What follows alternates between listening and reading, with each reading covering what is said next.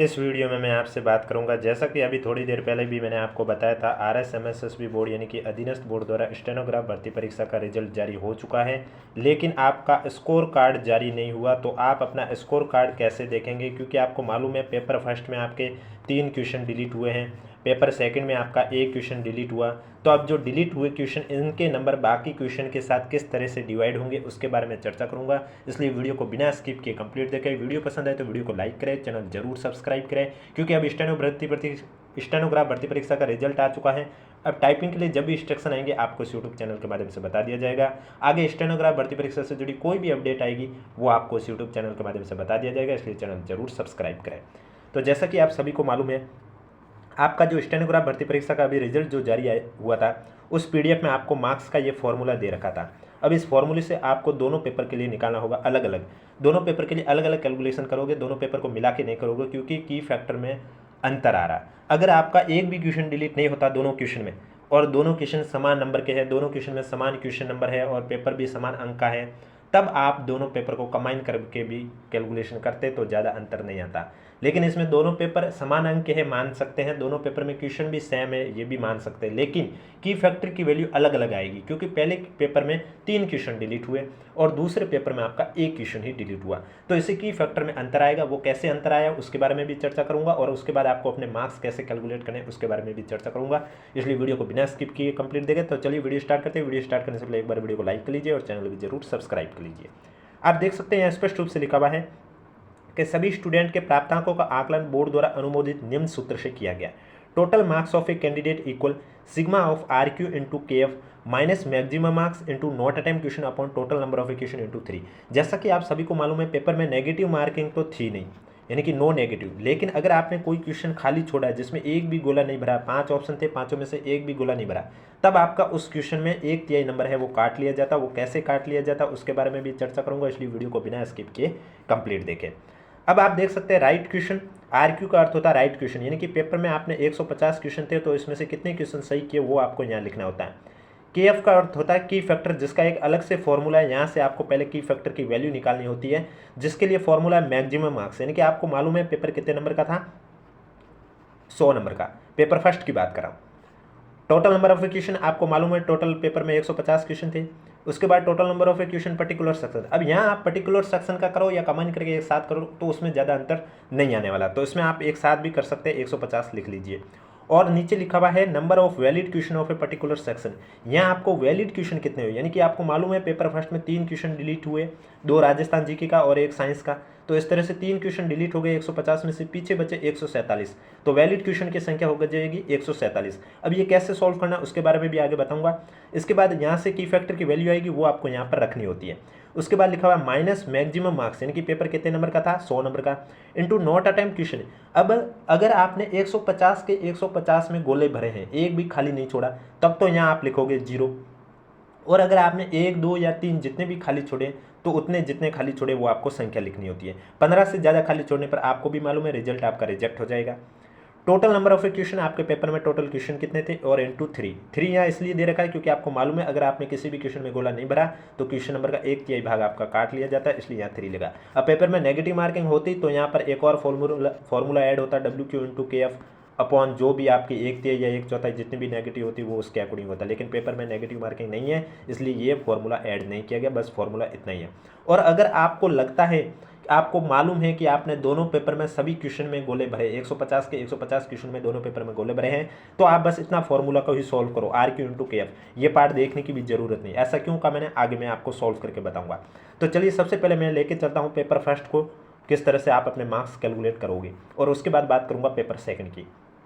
तो paper first का formula है RQ into KF minus maximum marks into not attempt question upon total number of question into 3।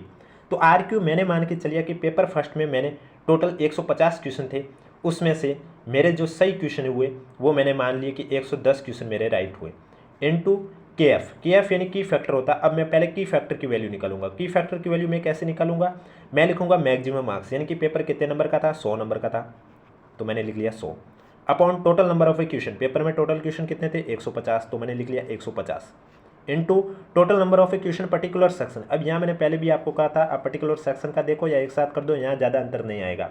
दोनों paper के लिए अलग अलग निकालना है, अगर वहाँ कंबाइन कर दिया तो आपका अंतर आ जाएगा। फिर अपॉन में लिखा हुआ है नंबर ऑफ वैलिड क्वेश्चन, यानी कि 3 क्वेश्चन डिलीट हुए 150 में से, पीछे बचे 147, ये वैलिड क्वेश्चन हुए।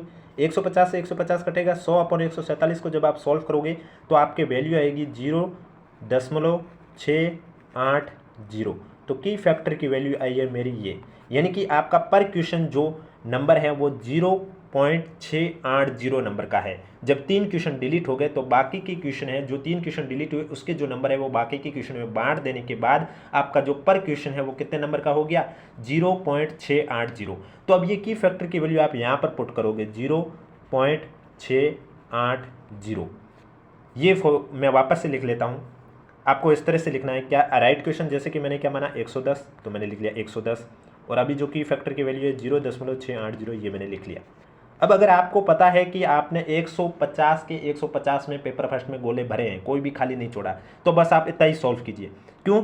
क्योंकि जब आपको मालूम है आपने एक भी क्वेश्चन खाली नहीं छोड़ा है, तब आप यहाँ मैक्सिमम मार्क्स में क्या लिखोगे, 100 इंटू नॉट अटैम्प्ट में जब आपने एक भी खाली नहीं छोड़ा है तो आप यहाँ 0 लिखोगे, क्योंकि आपने सभी अटैम्प्ट किए।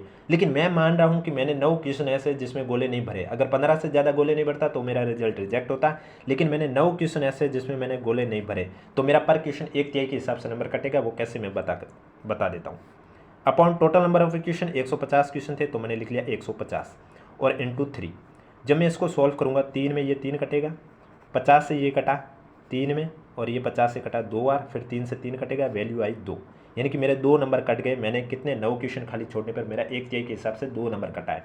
अब मैं 110 को 0.680 से मल्टीप्लाई करूँ तो वैल्यू आएगी 74.8, और यहाँ से मैं 2 नंबर घटाऊँगा, तब मेरी जो वैल्यू आई है 72.8। तो पेपर फर्स्ट में मेरा स्कोर आया 72.8। और अगर आपने सभी गोले भरे हैं तो ये आपका जब 0 करोगे तो किसी संख्या को मल्टीप्लाई करोगे 0 से तो पूरा पार्ट 0 हो जाएगा, तब आपकी सिर्फ वैल्यू 74.8 ही होगी। तो यानी कि पेपर फर्स्ट में आपको इस तरह से फॉर्मूला यूज करना है। की फैक्टर की वैल्यू अलग आएगी, वो कैसे आएगी मैं आपको बताता हूँ। अब मैं बात करूंगा पेपर सेकंड की। उससे पहले अगर वीडियो को लाइक नहीं किया तो एक बार वीडियो को लाइक कर लीजिए, चैनल भी सब्सक्राइब कर लीजिए, और कोई भी डाउट है तो कमेंट बॉक्स में पूछिए, और अगर आपका इस PDF में रोल नंबर है तो हमें कमेंट बॉक्स में जरूर बताएं। अब पेपर सेकंड की बात करूं तो मैंने मान लिया पेपर सेकंड में भी 150 क्वेश्चन थे और पेपर सेकंड में भी नेगेटिव मार्किंग नहीं थी, तो मैंने मान लिया पेपर सेकंड में मेरे क्वेश्चन 100 क्वेश्चन सही हुए, तो मैं लिखूंगा राइट क्वेश्चन में 100 इंटू KF यानी की फैक्टर। अब ये अलग फॉर्मूला, इसका भी फॉर्मूला यही रहेगा, लेकिन इसकी वैल्यू है वो अलग आएगी। क्यों आएगी? तो उसके लिए मैं आपको बताता हूँ। आप देख सकते हैं की फैक्टर में लिखा हुआ है मैक्सिमम मार्क्स। मैक्सिमम मार्क्स आपको भी पता है पेपर फर्स्ट में भी 100 था, पेपर सेकंड में भी 100 था, तो यहाँ तो कोई अंतर नहीं आया। Total number of question, paper first में भी 150 क्वेश्चन थे, पेपर सेकंड में भी 150 क्वेश्चन थे, कोई अंतर नहीं आया। Total number of question particular section, अब पर्टिकुलर सेक्शन को या एक साथ करो, उसमें ज़्यादा अंतर नहीं आने वाला है। यहाँ तक हमने दोनों पेपर के लिए सेम किया, लेकिन जहाँ अंतर आएगा वो अब आएगा। यहाँ लिखा हुआ number of valid question of a particular section. आपको मालूम है पेपर फर्स्ट में 3 क्वेश्चन डिलीट हुए, इसलिए आपके 150 में से 3 घटाए 147। अब पेपर सेकंड में आपको मालूम है 1 क्वेश्चन डिलीट हुआ, इसलिए मैं 150 में से 1 ही घटाऊंगा, तो यहाँ मैं लिखूंगा 149। तो यहाँ मेरी की फैक्टर की वैल्यू अब मैं सॉल्व करूंगा तो 150 से 150 कटेगा, 100 अपॉन 149 को जब मैं सॉल्व करूंगा तो वैल्यू आएगी 0.671, यानी कि पेपर सेकंड में मेरा पर क्वेश्चन है वो 0.671 नंबर का है, क्योंकि एक क्वेश्चन जो डिलीट हुआ है उसके जो नंबर है वो बाकी की क्वेश्चन के साथ बांट दिए गए, इस वजह से मेरा पर क्वेश्चन पेपर फर्स्ट में की फैक्टर की वैल्यू क्या आई थी 0.680, यानी कि पेपर फर्स्ट में जब आप मार्क्स कैलकुलेट करोगे तो आपका प्रत्येक क्वेश्चन है वो 0.680 अंक का होगा, और पेपर सेकंड में आपका जो प्रत्येक क्वेश्चन है वो 0.671 अंक का होगा। अब आगे क्या करना है, पेपर सेकंड में की फैक्टर की वैल्यू निकाल दिए, तो अब आइए ऊपर आप देख सकते हैं राइट क्वेश्चन मैंने जैसा कि अभी आपको कहा, मैंने माना 100 मेरे सही हुए तो मैंने लिखा 100 इंटू 0.671। अब आपको पता है कि मैंने 150 के 150 क्वेश्चन में गोले भरे, एक भी खाली नहीं छोड़ा, तो आप बस इतना ही सॉल्व कीजिए। जैसे कि मैंने भी मान लिया कि पेपर सेकंड में मैंने भी सभी अटैम्प्ट किए, तो आप देखो 100 मैक्सिमम मार्क्स, नॉट अटैम्प्ट में मैं 0 लिखूंगा क्योंकि मुझे पता है मैंने सभी अटैम्प्ट किए 150 के 150, upon total number of question, paper में टोटल क्वेश्चन कितने थे 150 लिख लिए, इंटू 3। अब आप जब इसे सॉल्व करोगे 0 को किसी संख्या से मल्टीप्लाई करो 0 आएगा, डिवाइड करो 0, तो ये पार्ट तो मेरा पूरा 0 ही हो जाएगा। इस वजह से मैंने आपको कहा है कि अगर आपने 150 के 150 गोले भरे हैं, 150 के 150 क्वेश्चन में गोले भरे हैं, तो ये आप पार्ट सॉल्व करने की कोई ज़रूरत नहीं है। बस आपको आर क्यू इंटू के एफ करना है। के एफ की मैंने वैल्यू बता दी है, वो वैल्यू से आप बस जितने क्वेश्चन सही हुए उसके साथ मल्टीप्लाई कर लीजिए। जब मैं इसको मल्टीप्लाई करूँगा तो हो जाएगा 67.1। तो अब मैंने देखा था पेपर फर्स्ट में जो मेरी वैल्यू आई थी वो आई थी कितनी, 72.8, और पेपर सेकंड में मेरा स्कोर कार्ड बना है 67.1। दोनों को जब मैं ऐड करूंगा तो मेरा आया है 139.9। तो 200 में से ये नंबर आए 139.9। आपको भी अपना स्कोर कार्ड ऐसे ही चेक करना है। अब मैं आपको शॉर्ट में बता देता हूँ आपको क्या करना है। पेपर फर्स्ट के लिए निकाल रहे हो तो मैंने की फैक्टर निकाल के दे दी है आपको, यानी कि की फैक्टर कितनी आई है पेपर फर्स्ट के लिए 0.680, यानी कि अगर आपने 150 के 150 क्वेश्चन में गोले भरे हैं तो आपके जितने क्वेश्चन सही हुए हैं उसको आप मल्टीप्लाई कर लीजिए 0.680 से, आपके पेपर फर्स्ट का स्कोर कार्ड आ जाएगा। जितने वैल्यू आएगी वो आपका पेपर फर्स्ट का स्कोर कार्ड है। और पेपर सेकंड की बात करूं तो पेपर सेकंड में भी अगर आपको पता है कि भाई 150 के 150 क्वेश्चन में मैंने गोले भरे हैं, एक भी खाली नहीं छोड़ा है, तो आपको बस जितने क्वेश्चन सही हुए हैं उसको मल्टीप्लाई कर देना 0.671 से, और जो वैल्यू आए उस वैल्यू और पेपर फर्स्ट में जो वैल्यू है दोनों को जोड़ दीजिए, वही आपके 200 में से नंबर है। इस तरह से आपको अपना स्कोर कार्ड चेक करना है। और अगर आपने खाली छोड़ा है तो जो मैंने आपको फॉर्मूला बताया उसमें आपको वैल्यू पुट करके स्टेप बाय स्टेप करके आपको सॉल्व करना होगा। और आपको मालूम है पेपर फर्स्ट 100 नंबर का था, पेपर सेकंड 100 नंबर का था, इस तरह से रिटन एग्जाम 200 नंबर का था। अब जो टाइपिंग होगी, आशुलिपि परीक्षण होगा, उसमें आपको मालूम है 2 में से कोई एक लैंग्वेज सेलेक्ट करनी होती है, या अंग्रेजी या हिंदी, और वो भी आपका होता है 100 नंबर का। इस तरह से जो फाइनल रिजल्ट आता है वो आपका 300 नंबर में से आता है। और इसमें आपको 15 गुना कैंडिडेट को सेलेक्ट किया गया है। अब इन 15 गुना कैंडिडेट के इंस्ट्रक्शन को, टाइपिंग के लेकर इंस्ट्रक्शन जब भी जारी किए जाएंगे या फिर टाइपिंग के लिए डेमो जब भी जारी किया जाएगा वेबसाइट पर, आपको इस यूट्यूब चैनल के माध्यम से बता दिया जाएगा। इसलिए अगर अभी तक आपने चैनल सब्सक्राइब नहीं किया तो चैनल जरूर सब्सक्राइब करें, नोटिफिकेशन भी ऑन रखिए। और रिजल्ट की पीडीएफ आपको हमारे टेलीग्राम चैनल पर देखने को मिलेगी, जिसका लिंक नीचे डिस्क्रिप्शन में दिया हुआ, आप जाकर ज्वाइन कर सकते हो। बाकी पीडीएफ में आपका नाम आया है तो कमेंट बॉक्स में हमें जरूर बताएं। अब कोई भी डाउट है तो नीचे कमेंट बॉक्स में पूछिए। फॉर्मूला अगर आपको नहीं समझ में आया तो आप वीडियो को वापस से देखिए, आपको समझ में आ जाएगा।